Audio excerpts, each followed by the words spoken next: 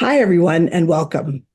Thank you for joining us here at Georgetown's Initiative on Catholic Social Thought and Public Life for this live stream public dialogue on Catholic sisters working to eradicate human trafficking. We are so grateful to have so many of you joining us today, with over 1,200 people registered in advance of this conversation. In March, we celebrate Women's History Month, International Women's Day on March 8th, and Catholic Sisters Week from March 8th to March 14th. Catholic Sisters Week honors religious Catholic women and is a perfect opportunity for us to highlight and amplify the voices of Catholic sisters and their work around the world. Today, we are here to talk about one of the worst violations of human dignity facing vulnerable people around the globe: human trafficking. It's difficult to quantify the number of victims of human trafficking because the crime is inherently underground. But the International Labor Organization estimates that 50 million people were victims of modern slavery in 2022. That translates to nearly 1 of every 150 people in the world.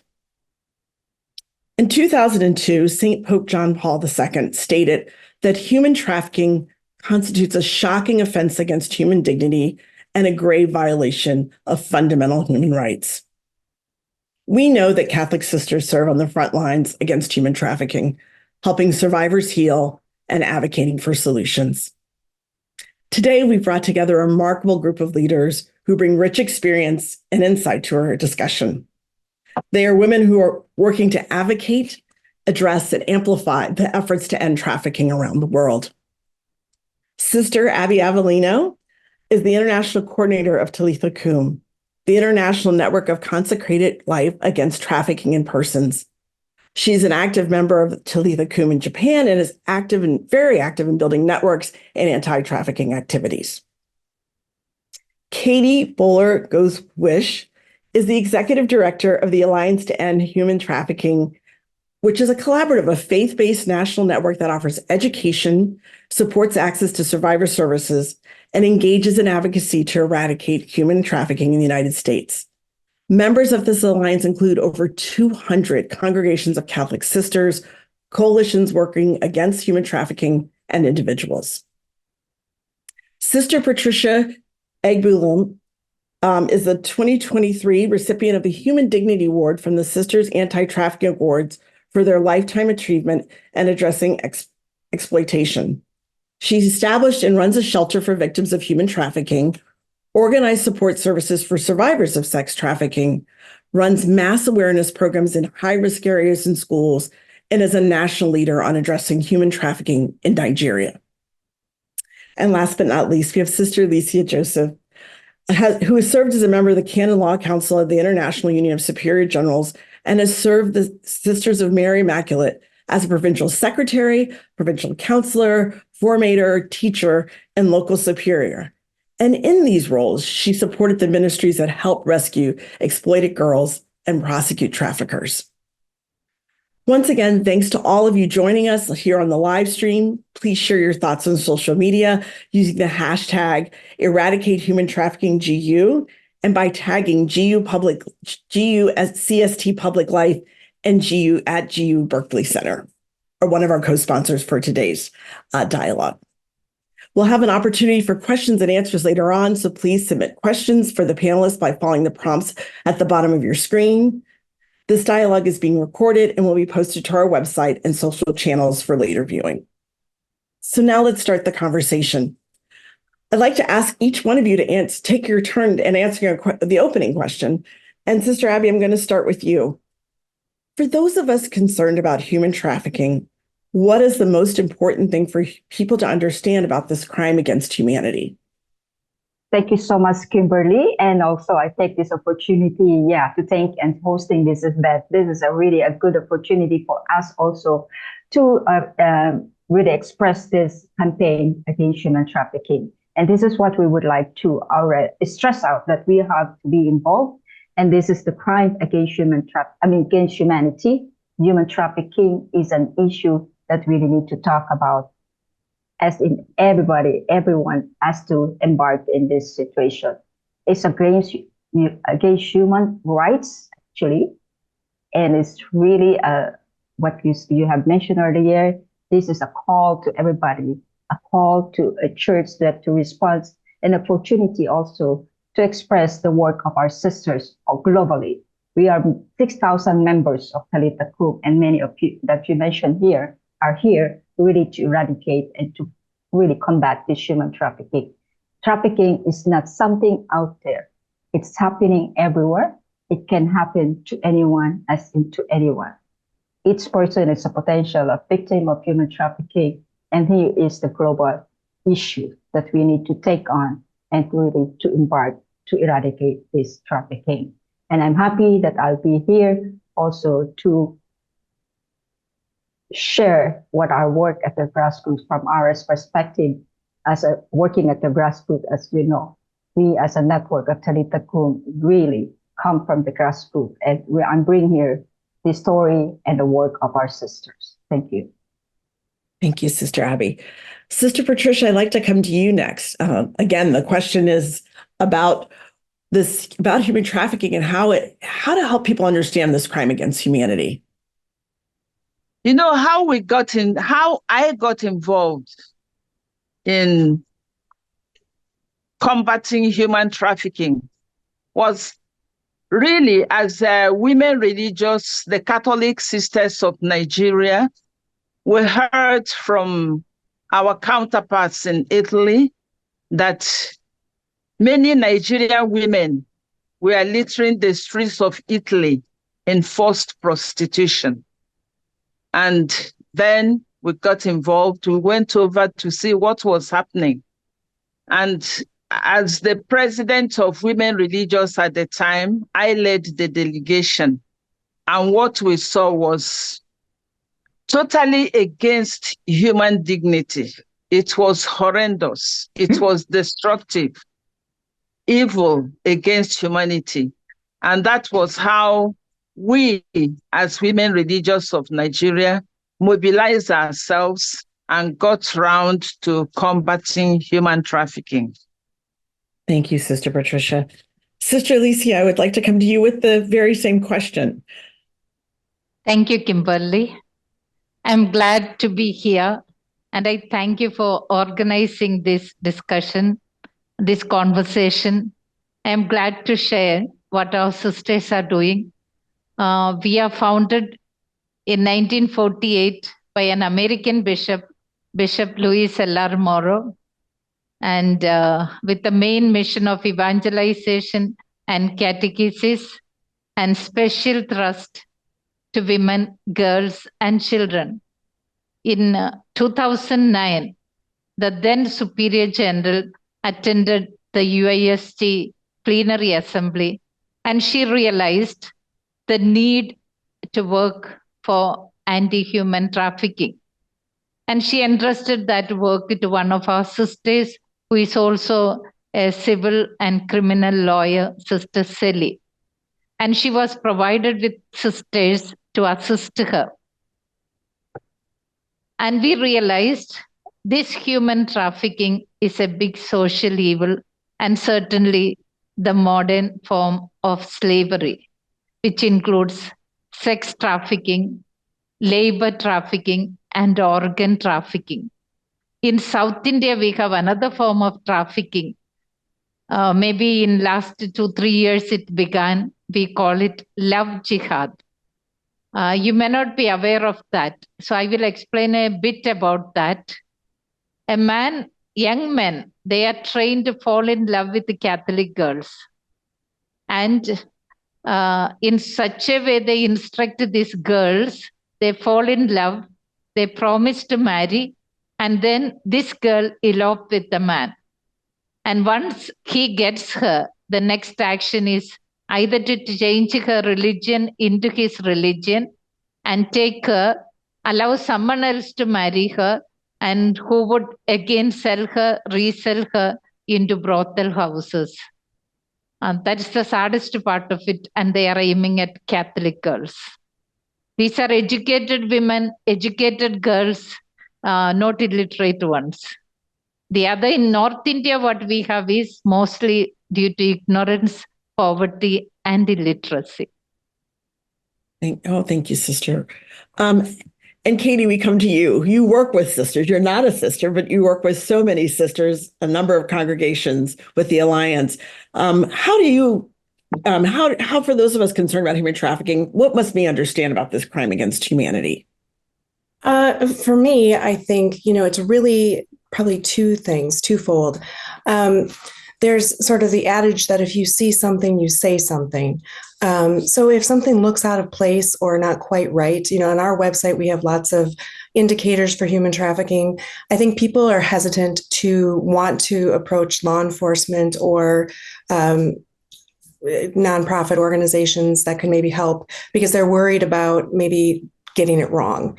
And I would say for that, you might get it wrong. That's a possibility. But on the other side, you might get it right. And that could be the difference between life and death. The other thing that I think is super important for everyone to understand is that education is incredibly powerful.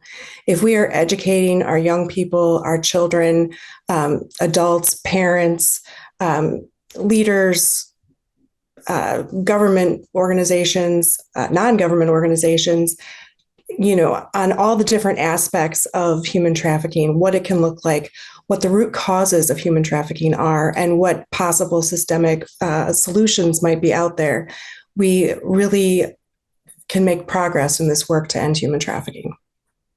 Thank you.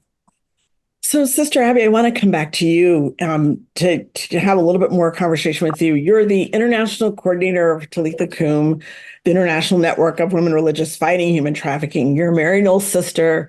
While you worked with Talitha Kum Japan, you focused tirelessly on the accompaniment of migrant workers, particularly women from the Philippines, victims and survivors of human trafficking.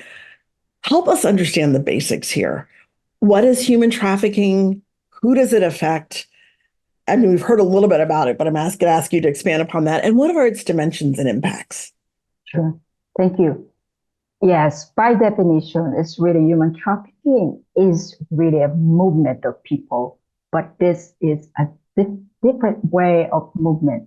Human trafficking is really a process which people are coerced or lured by false prospects, was recruited somehow. And this is my experience when I accompanied women, especially from the Philippines. So, and I would encounter them. Sister, I came here, I thought I'll be working in a factory, but I ended up being exploited. What does it mean? So those people that are being recruited and come, in my experience, especially particularly in Japan. So they were recruited, they were giving a false promise that you will be ending up in different area. So even at the moment, our experience at the moment for the person came to Japan as part at the airport, they were moved and taken away to a place that never know where they are. So they were taking their passport, they were abused, and many of them are the vulnerable ones, especially the women. The migrants are one of them.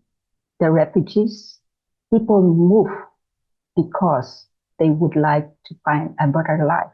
Like poverty is one factor that cause about this issue. People would like to find a better life. People would move because their life are being threatened. My experience, the refugees coming from different parts of Africa, they thought they will move because for their safety, his life, her life were threatened in their country because of the conflicts. They were moved because they were in this place, and desperately they ended up in the hands of traffickers. Those are the factors. The poverty is one thing. The climate change is one thing. Forced migration is one thing. Migrants is a right, but how do we see it? It's a social issue that we need to look at. So those are the encounter. I know when I went to Japan, I really would like to work with the migrants ministry. I worked and I met many of them. There are stories behind it, and you will see how they move and suffered. You were lucky if they were able to escape from the traffickers, but sometimes we encounter we really need to go and rescue them. My experience at international level, I would even receive from a phone, getting a call, I need help. Sometimes these women, you're just lucky if you were able to trace this person. But sometimes the phone was taken, they were just being exploited probably one or second time. And she said, I've been sold twice. I need help. I need to come home. I need to go home. I need to see my family. But how can we do this? So these are the cases that we would like to really express, even our sisters, our sisters who are working at the grassroots. These are the stories that we encounter. And what are the factors of this? You mentioned about the millions of people being affected. The impact, 50 million people are victims of human trafficking. Most of them are vulnerable women and children. 70% are women and children, according to the report. And this is only figures. 1 of every 4 victims are children. Sister Lucia mentioned about this forced migration, those forced marriage, those are all impact, all the factors of this human trafficking. Those are modern slavery, the forms of human trafficking. Domestic servitude is one of them. Labor exploitation is now higher than sexual exploitation. Labor exploitation is happening all over the world. Like I said, 1 of every 4 victims are children. Online exploitation of children is rampant, especially in Southeast Asian nations. Philippines is one of the highest numbers that being reported that the victims of online exploitation highest. This issue, 150 billion US dollars profit from human trafficking.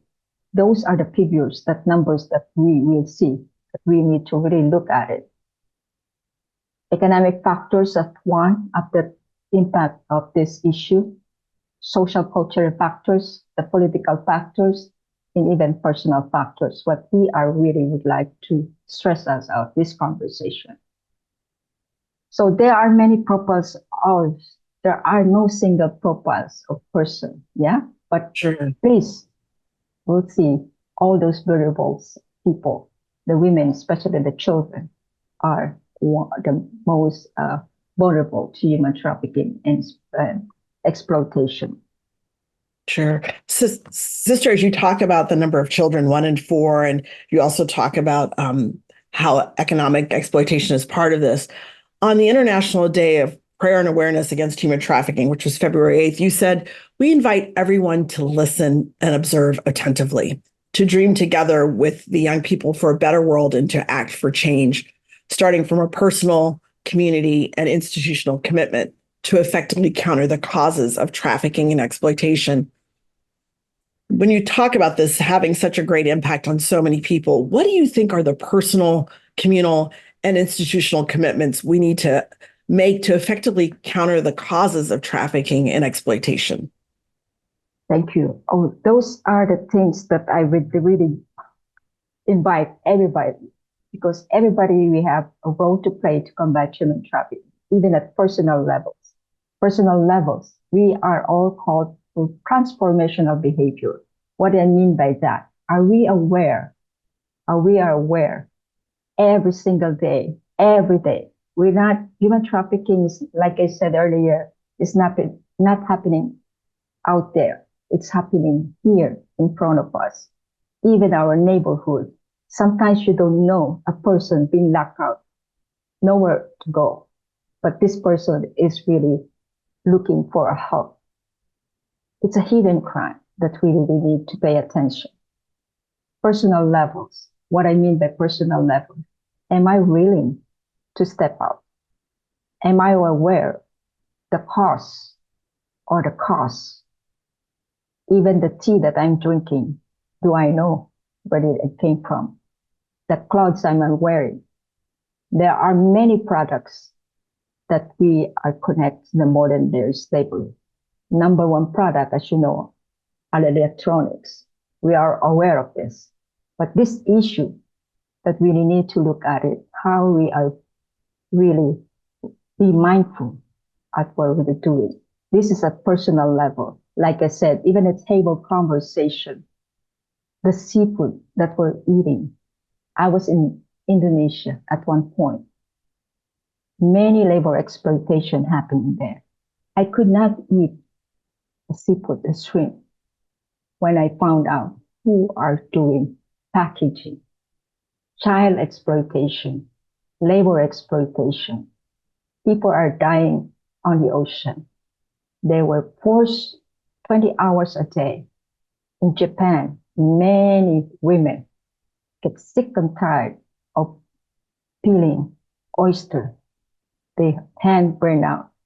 They were exploited physically, mentally. No way for them to take a day off at least. But this is a right.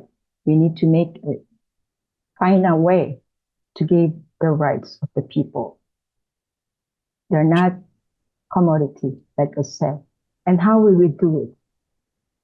As a personal level, as a communal, as a community, everybody has to embark on this one. You as an educator, many of you in this channel are educator of forum. This is how we do. We bring our expertise. We bring our gifts to onboard in order to combat human trafficking.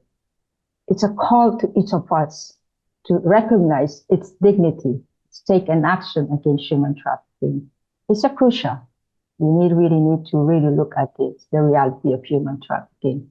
It's a right, and the dignity of a person matters. This is how I do it. Thank you. Thank you, Sister Abby. Reminding us about the importance of our own commitment and being aware. I think Katie was also saying, we must, if we see something, say something. If we know something, we build this awareness.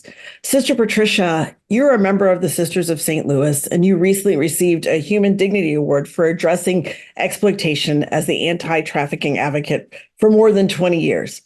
You're a coordinator of the Bakita Center in Lagos and of the Talitha Kum Network in Nigeria, a shelter for protecting and rehabilitating young women victims of prostitution and human trafficking.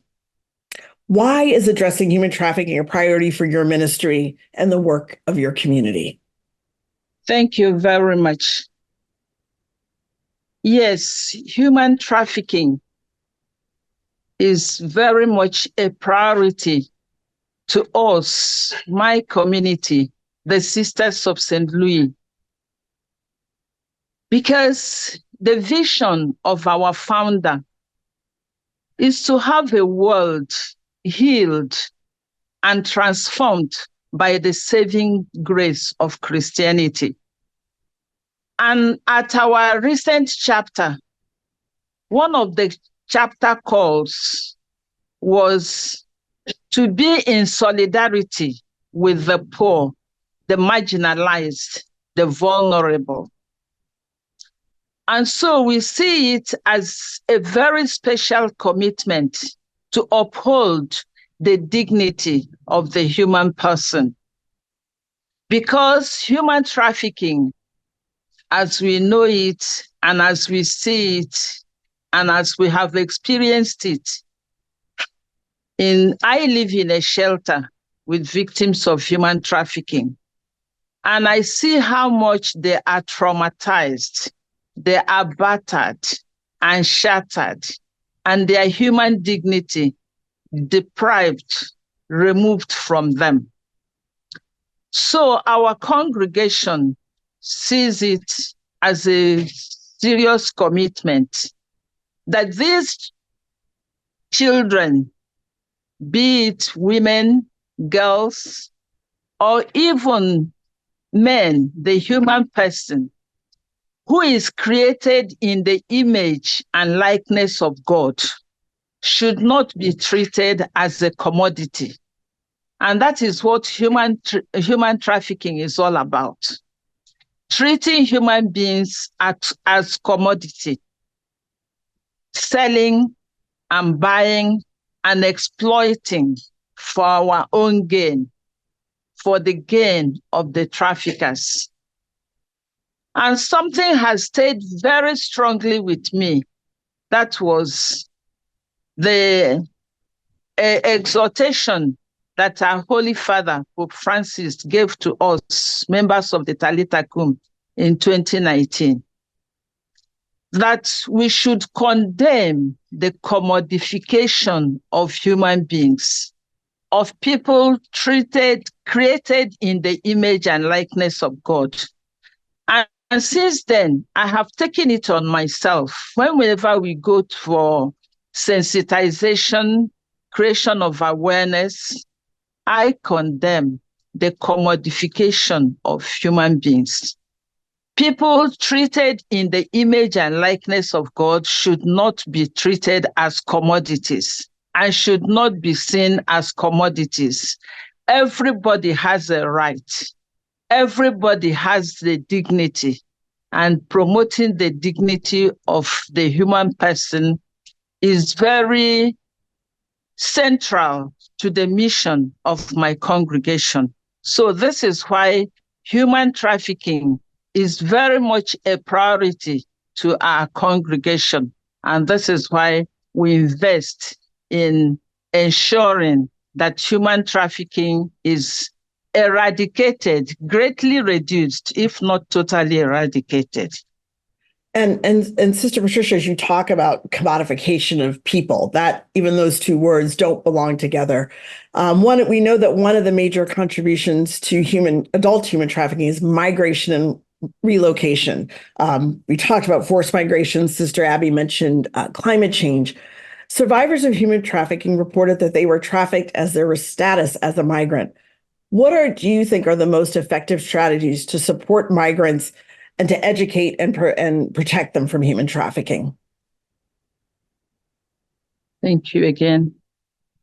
Well, everybody has a right to migrate, and there's nothing wrong with migration. Most of us are migrating all the time, and so people should not be exploited for migrating. And I think, the Holy Father has emphasized this, that we should welcome migrants, accommodate migrants, empower migrants, and help them to live noble lives.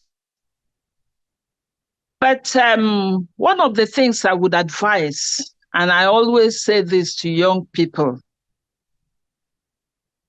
when you are migrating, make sure you are migrating properly with the correct documents so that people don't take advantage of your vulnerability. And so one of the things I would encourage is that people migrate properly, and that's what I usually advise young people, that you migrate properly with your documents. Make sure during our sensitization programs, we tell them to make sure you know exactly where you are going, what you are going to do, because traffickers are very, very cunning. They are criminally cunning. They'll make so much promises and even present to them offers that look very real and very proper. They use some admissions into institutions, and people should be very, very careful about that. Then another strategy that could help migrants is that people, when we have migrants or immigrants around us, we should have the heart of God and be able to help them settle, to empower them, and not to exploit them or exploit their vulnerability. And even if they haven't the documents, very often the people that come through traffickers, very often they don't have documents. And if they have documents, the documents are fake, through no crime of theirs. And this is what people should be very, very careful about, that you don't criminalize people who are victims of situations, who are victims of exploiters, who are victims of the economic situation. And this is one of the things that help people to migrate at times. When there's war, there's violence, economic instability, and people tend to migrate. So one of the strategies is proper documents, and the migrants and the people welcoming and accommodating the migrants. I can see how that education is really important, Sister Patricia. So thank you for that information and those strategies. I think that's really, really helpful. Sister Lucia, I'd like to move to you. You're a canon lawyer, and your congregation, the Sisters of Mary Immaculate, work with women, girls, and children. In your role, you've supported the ministries that help rescue exploited girls and prosecute traffickers. Please tell us about your experience supporting anti-trafficking ministries. What have you seen and what have you learned that you want to share with us today? Yeah, what I learned, thank you, Kimberly.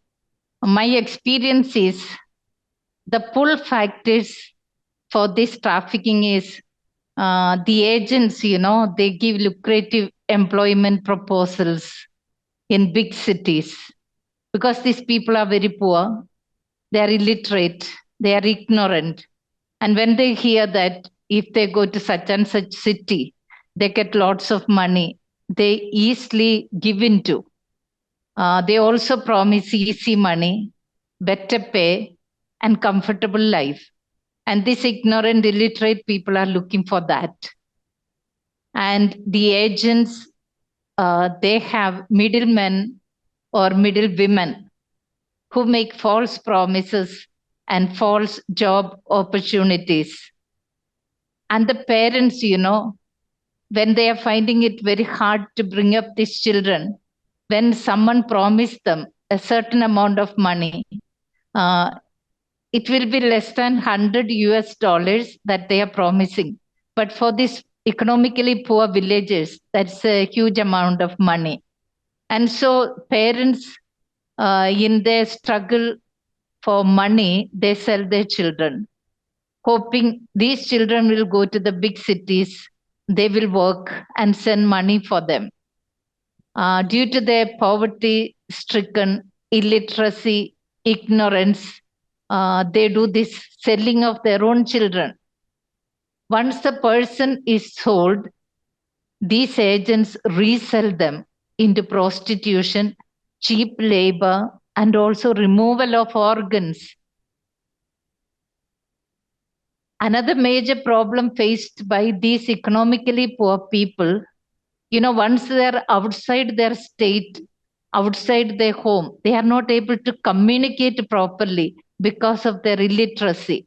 Even to make a phone call, to send a letter to their own relatives and families, they need to depend on someone else, which is very, very difficult when they are out. And when they are depending on someone else, they may not send this phone call to the right person or the letter to the right person. Another sad thing is in traditional community, village community, there is a stigma. If a girl is not given in marriage, they are not giving her in marriage because they don't have enough money to give us dowry. So these agents, they promise, okay, I will marry her, or I have someone who is in the city who will marry her. You don't need to give the dowry. And they also promise 5,000 rupees.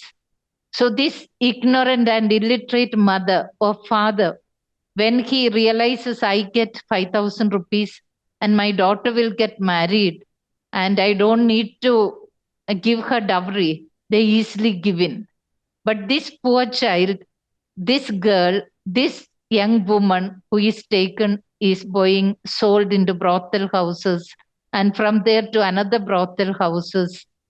And again, the saddest thing is once they are exploited sexually and they cannot come out of it, they try to become friendly with the traffickers and they do the trafficking in their turn.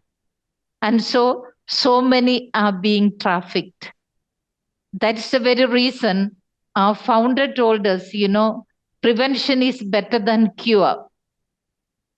So the congregation, we have got boardings where we bring the children, especially girls from the villages, and keep them in our boardings and we educate them.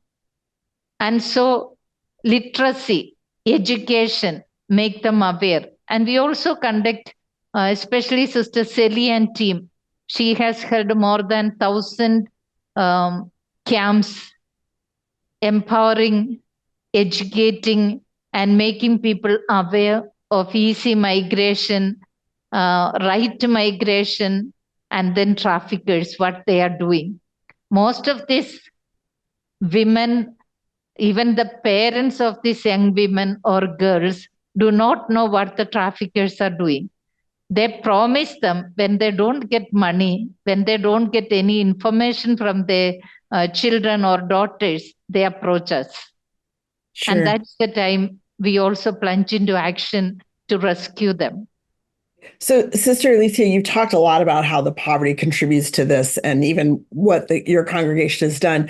It's particularly with educating the girls and, making sure that, that you can do this. So in terms of a little bit, I'm shifting my question a little bit because I wanted to say, well, how do you also educate maybe parents and other members of the family to break that cycle of trafficking if possible? Okay. How does your congregation do that? See, our main work is going from house to house, where we instruct, especially the mothers. It's easy to get mothers in our hands, then the whole family is in our hand. So when we go visiting the families, we conscientize them, we counsel them, and we teach them how the importance or the dignity of the girl child, the importance of educating them. Some of them are unwilling to send their daughters to the boarding even because they help them in the family daily chores of life. And we instruct them, we make them aware the need to educate their children. And we also provide financial support. We give free education, free boarding. I think some of them, we ask them to pay 300 rupees. 300 rupees, it may be less than $5 a month. Most of them do not pay that also. Even then we keep them and we educate. Very especially Christians and Catholics. We take also from every religious and faith communities, but we concentrate so much on Christians and Catholics. As I said, that love jihad, they are also aiming at Christians because they want Christians to change their religion into their religion. That also they take them from better off families and educated. But in the North, it is illiteracy, ignorance. Thank you so much. I want to turn to Katie right now. Katie, you're the executive director of the Alliance to End Human Trafficking. And it's a collaborative faith-based national network of over 200 congregations of Catholic sisters and others that educate, serve survivors, and advocate for the eradication of human trafficking in the United States. You're also a theologian by training and an experienced advocate committed to ending human trafficking.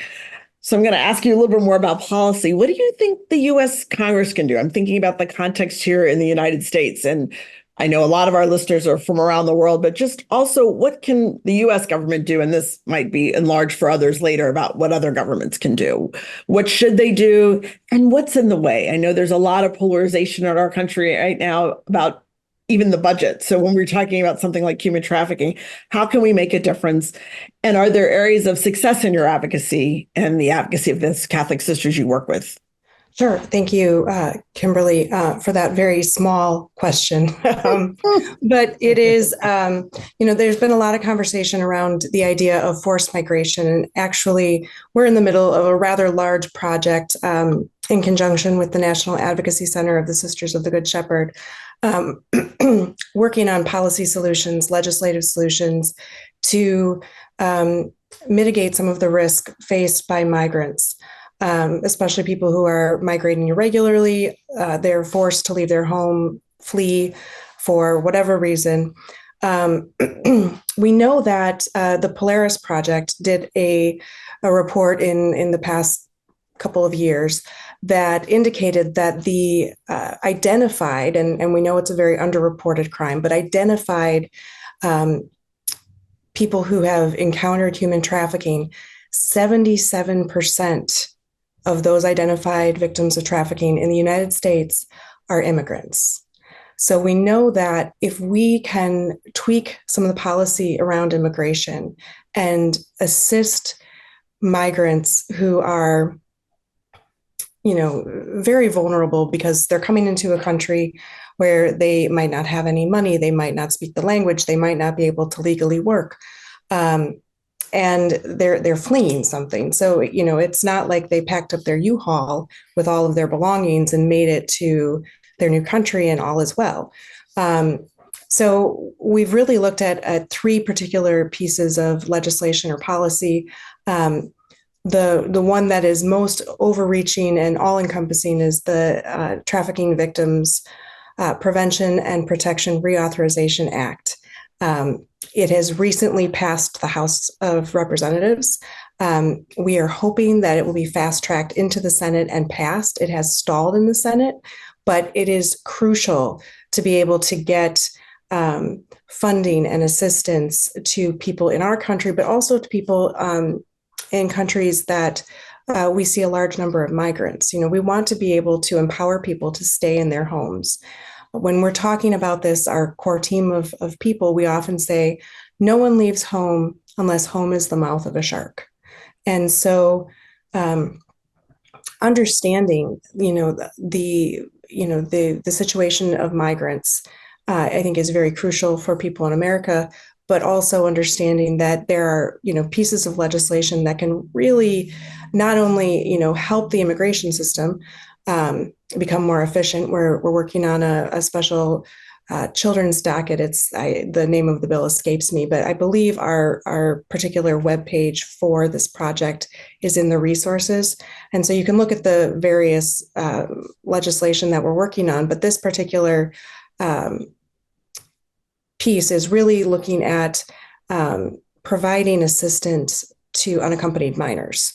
There's a lot of conversation around unaccompanied minors, but right now they are treated as adults in the migration system. So, we really want to get away from a situation where a 3-year-old is facing an immigration judge by themselves.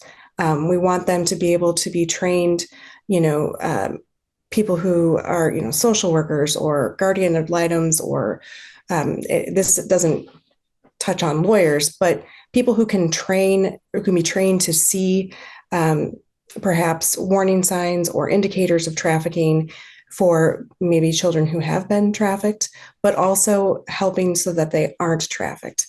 And then the final piece of legislation is around work authorization for asylum seekers. Right now, it is a minimum of 180 days wait before they can legally work in the United States.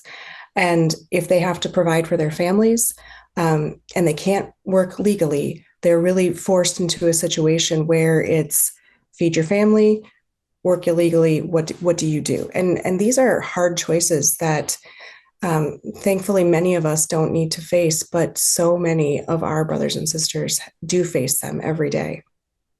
And just finally, Haiti, this is a slightly different question because it's not looking at policy, but how do you integrate Catholic social teaching into your work to advocate on behalf of people who are trafficked?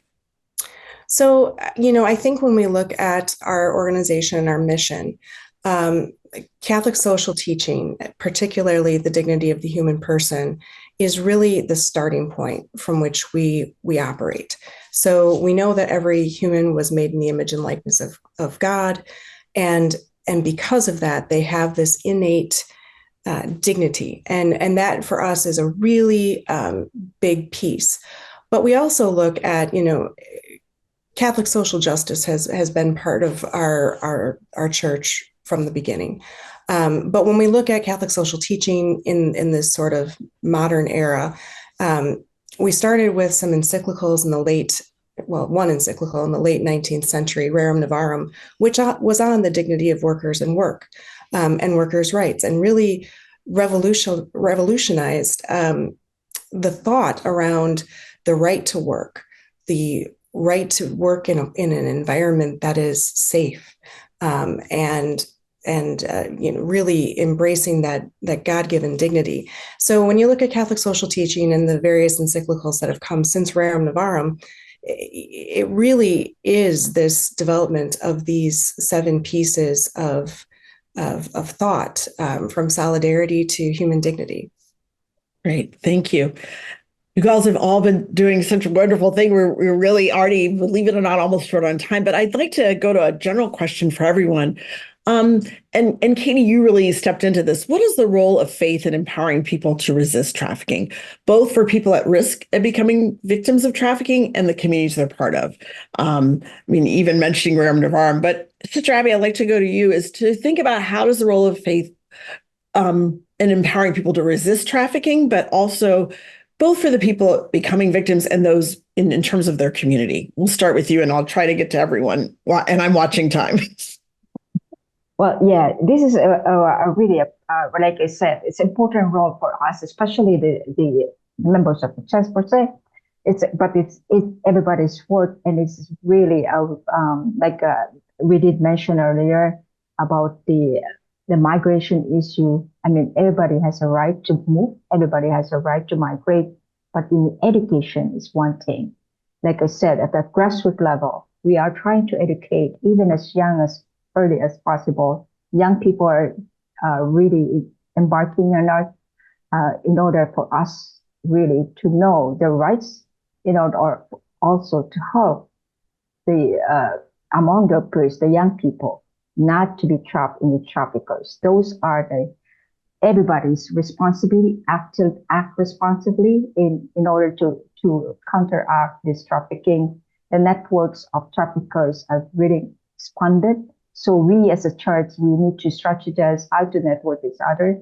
Collaboration is one thing. This is what we are doing in a sense. And of course, the partnership with other faith organizations even, and also especially the Catholic Church. As we mentioned, this is the agenda of the Pope Francis, that we are really working hard to address this issue. And this is a call to everyone that we need to respond, that the human being is human being, is an image of God, that we really need to look at how we act responsibly in order to tackle this human trafficking. It's everybody's job, it's everybody's responsibly how we act in order to fight this.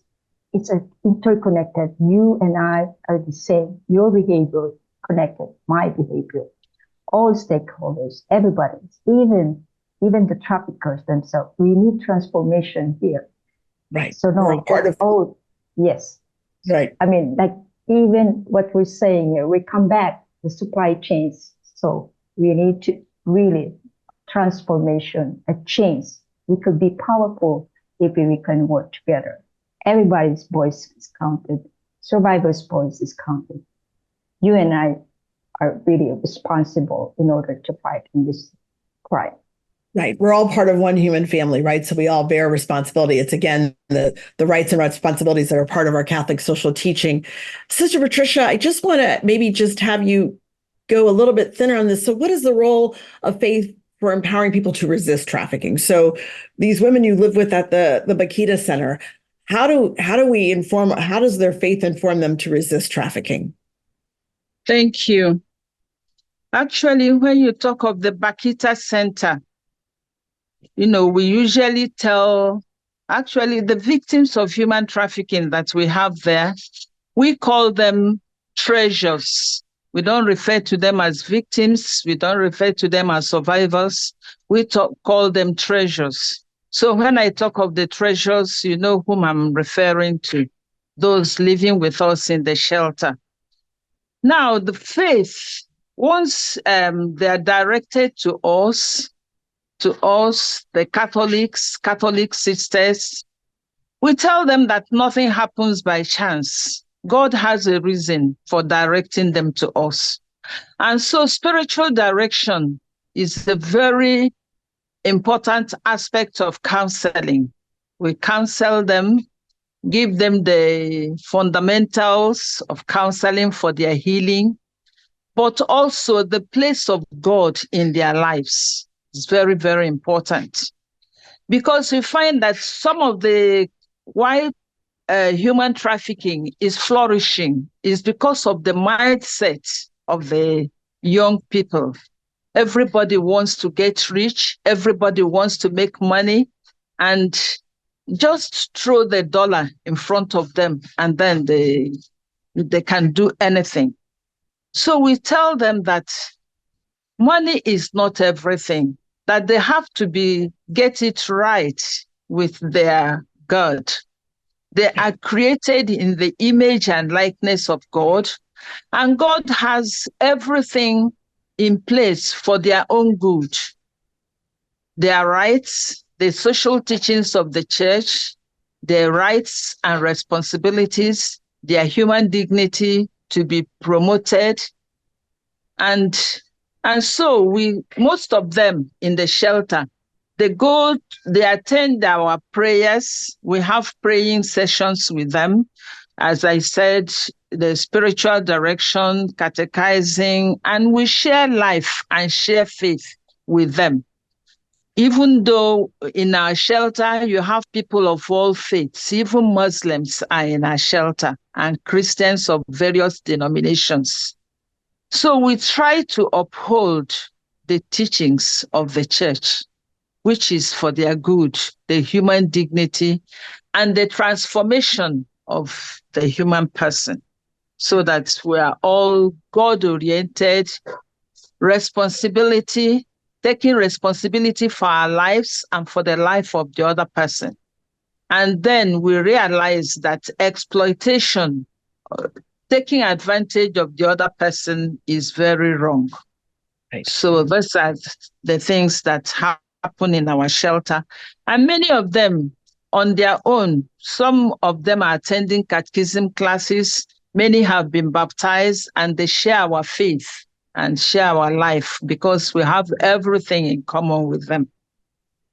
There is no way to get to every question we have coming in. Katie, I want to ask you one question that did come in about unions, and I'm going to try to summarize the question because it's a long question, but basically the question is, how can unions help? Knowing that, I mean, we've talked a lot about, even you talked about asylum seekers having the legitimate right to work, but how do you think that the Church, American Labor Union, can come together in a unified manner to combat human trafficking? And I thought you talked a little bit about it when you talked about, asylum in particular. We're talking about migration, and you talk about migrants in the United States in particular. I don't know if you can offer us an answer, but thinking about wage theft and the other issues that happen with our brothers and sisters who come into this country who don't have legal documentation to work. So, I think you look at the beginning of organized labor and what it was about. Why was, we had collective bargaining? Why did we develop these mechanisms for workers? And that was really for them to be able to advocate for themselves, for what they need, for just wages, just working environments, things like that. I do think there's certainly a place for organized labor in this conversation, because it is all about the rights of the worker, the justice and environment and wages and things like that. It is, I think, where there might be a little bit of a rub is, when it gets a little political. But when we're looking at organized labor from a very pure standpoint, that it really is about that ability for a worker to advocate for him or herself, to have a safe, just working environment. I do think definitely a place. As far as asylum seekers go, once you have the ability to legally work, you should be able, if you are, trained as a teamster, if you're a driver, there's many different types of unions. There's big unions and little unions. I'm in the Detroit area, so now it's the, auto workers union, things like that. Once you have that ability to work, I don't know what each and every union might have as far as their criteria for membership, but I do think that the legal right to work is certainly high up there on that list. So that ability, if you can't work legally, you're going to move toward illegal work if you need to support yourself or your family. If it's the choice between feeding your children and being able to adequately fill out an I-9, you're going to feed your kids. So it really is a huge piece of this puzzle, being able to get that worker authorization. And once they're able to do that, then I think, the union could be another way to help ensure the rights of workers. I'm not sure if that really covered that question, but. Right. No, it came in and I thought maybe you could at least give some information. So I can't believe that we're almost at the end of our hour. As we wrap up, I just want to ask you each a final question. Just if you could offer one thing those of us listening can do to work towards the end of human trafficking. And I think some of you in the course of this short period of time have mentioned that, but just one thing you can mention, each one of you, one thing that all of us listening can do so that we can work to end trafficking. So Sister Abby, I'll come to you first. Thank you. I can't believe it just went so quickly. It goes fast. I always echo Pope Francis, words. Give a person a freedom to choose and not being enslaved and controlled. We all have to act responsibly. We are called for transformation. And I would say in this platform, this forum, the question that I want you to look at it, you and I can ask this question. What are you giving up? What are you giving up? There are many factors that contribute to human trafficking. And you, as a person, what are you giving up? Thank you. Thank you. Thank you. What are you giving up? And that's a question for us. Many of us are asking ourselves now during this period of Lent. Sister Patricia, what's one thing each of us could do to end human trafficking? Yes, we have a song in Nigeria, and the song says, if you will act and I will act, trafficking will be stopped. If we act, all of us. Now, I will request that in countries of origin, we act and try to prevent trafficking by empowering, whichever way you can empower the vulnerables, the marginalized. And if you're in a country of transit, where the borders are porous, shine your eyes. And if you see anybody that is being sneaked or being trafficked, speak and do something. And if you're in the country of destination, please try to stop the demand, because if there is no demand, there'll be no supply. Thank you. Thank you, Sister Patricia. Sister Lucia.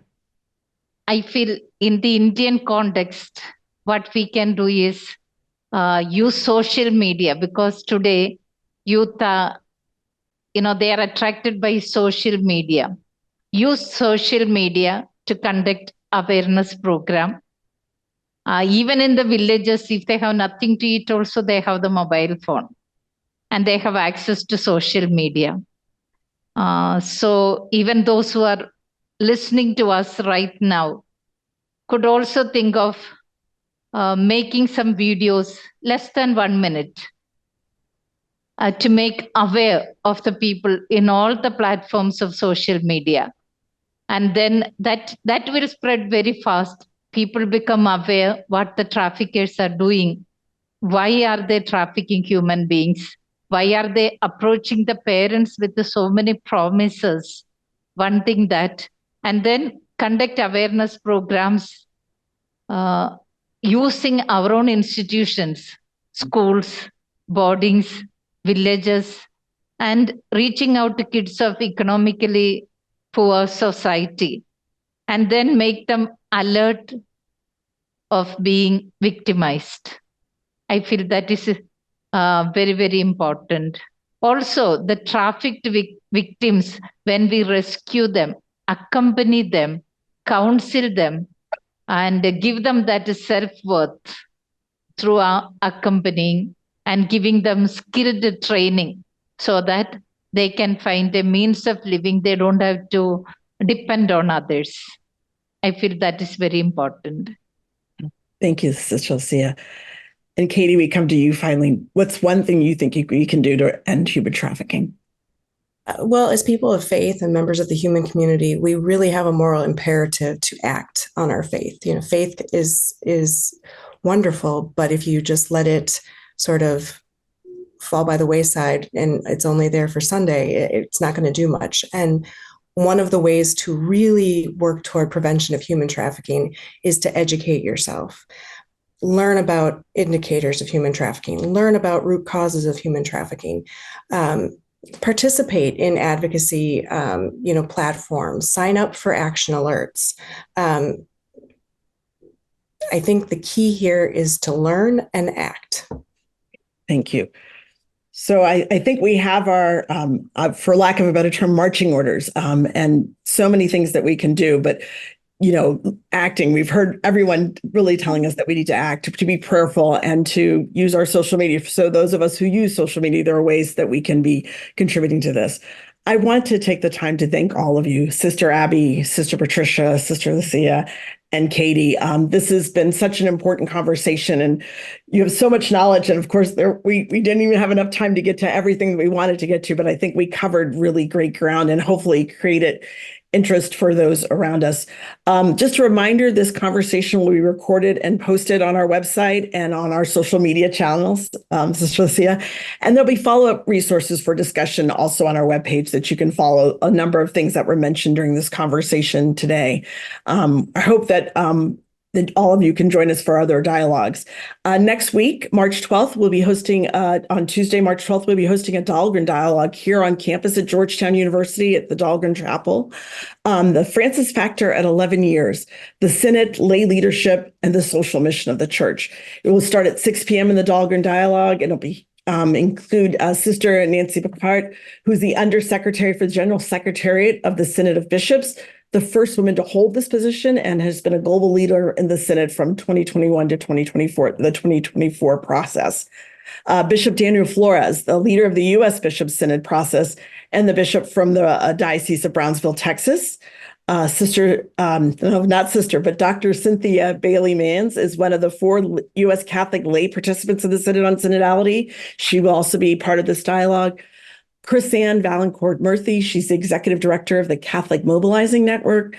Chris White is the Vatican correspondent for NCR, National Catholic Reporter, and a Vatican analyst for the NBC News and MSNBC. President DeGioia, the president of Georgetown University, will open up this dialogue. And my colleague, Kim Daniels, who is a member of the Synod Communications Commission, will moderate. We will also host a Salt and Light dialogue in early March in partnership with the Nation Solidarity Network, in early April, with how will young people shape the election and how the election will shape our future. So please visit the initiative's website for more details. I'd like to thank my colleagues at the Berkeley Center for Religion, Peace, and World Affairs for co-sponsoring this dialogue. I want to also thank my dear colleagues, John Carr, Kim Daniels, Anna Gordon, and Christian Sunan for their help in putting this dialogue together. And again, finally, please, everyone who's with us, please join us in thanking Sister Abby, Sister Patricia, Sister Lucia, and Katie for being a part of this public dialogue on Catholic sisters working to eradicate human trafficking. Thank you so much. We'll see you at our next dialogue.